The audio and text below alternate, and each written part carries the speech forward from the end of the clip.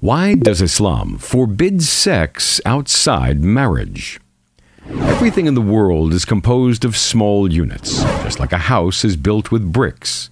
Likewise, society consists of multiples of a small unit, which is the family.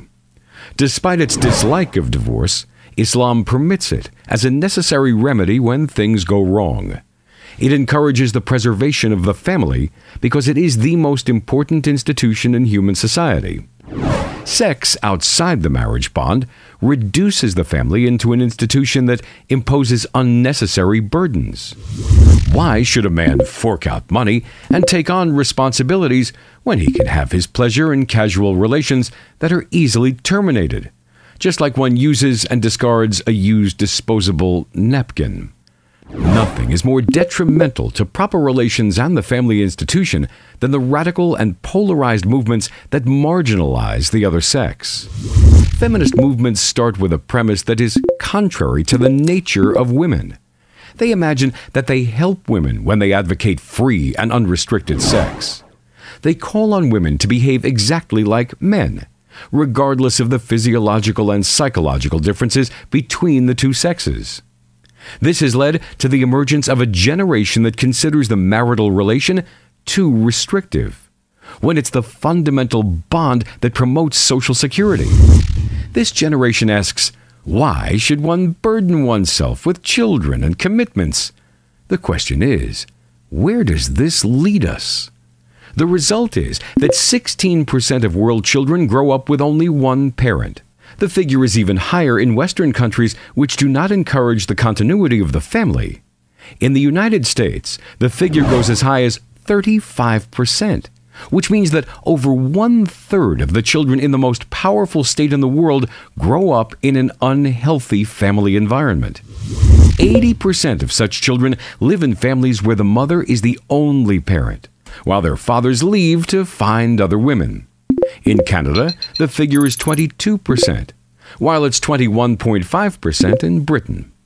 It is the children that suffer most as a result. Studies show that divorce and the breakup of family leave adverse effects on children as they feel unsettled, excitable, and unsociable, in addition to having problems with their studies. Islam describes marriage in intimate terms, as in the Quranic verse that says, وَمِنْ آيَاتِهِ أَنْ خَلَقَ لَكُم مِّنْ أَنفُسِكُمْ أَزْوَاجًا لِتَسْكُنُوا إِلَيْهَا وَجَعَلَ بَيْنَكُم مَّوَدَّةً وَرَحْمَةً إِنَّ فِي ذَلِكَ لَآيَاتٍ لِقَوْمٍ يَتَفَكَّرُونَ. Islam rejects the culture of free and unrestricted sex, which reduces the intimate relationship between husband and wife to something akin to a takeaway meal. It then aims to satisfy a transitory desire instead of being the result of a rational decision to form a life partnership. It becomes subject to a whim of a person who has taken too much drink. Court cases of rape show hard debate between those who consider sex under the influence of alcohol by one party as rape of the other, and those who consider it a conscientious act, saying that everyone is responsible for their deeds, whether they are drunk or sober. The debate continues even when neither party is drunk. Fierce contention continues in rape cases. The evidence that courts have to consider in these cases is not different from a situation in which the two parties are in consent. In today's fast food culture, it's extremely difficult for a woman to prove that she has not consented. Hence, the overwhelming majority of rapists escape punishment.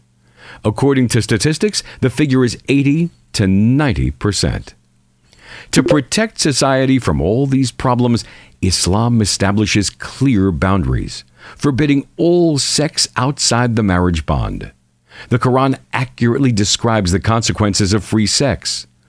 وَلَا تَقْرَبُوا الزِّنَا إِنَّهُ كَانَ فَاحِشَةً وَسَاءَ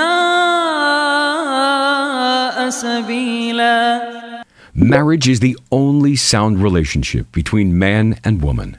In all situations where men and women are together, as in the workplace or other social contacts, Islam requires women to wear the hijab.